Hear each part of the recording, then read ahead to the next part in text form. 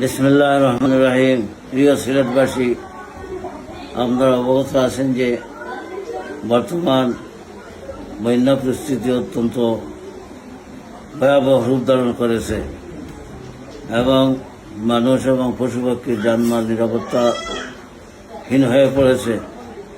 এমন অবস্থায় আল্লাহ রব্বুল আলমিনের গজব থেকে বাঁচার জন্য আমাদের আল্লাহর কাছে ইস্তিগফার এবং জিকির আজকার করার প্রয়োজন মনে করতেছি।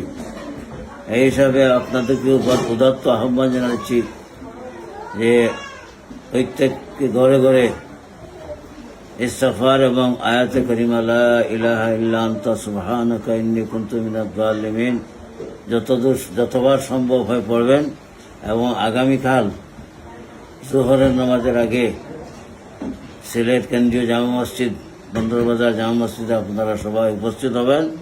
সব মসজিদে দোয়ার আয়োজন করা হয়েছে। আল্লাহ রাব্বুল আলামিন আমাদেরকে হেফাজত করুন এবং আমরা আল্লাহর কাছে সবিনয় দোয়া করে আল্লাহ যেন আমাদেরকে তৌফিক দান করেন, আমাদেরকে এই মুসিবত থেকে যেন আল্লাহ তাআলা পরিত্রাণ দান করেন। এই বলে আমার বক্তব্য শেষ করলাম। ওয়া আখিরু দাওয়ানা আলহামদুলিল্লাহি রাব্বিল আলামিন।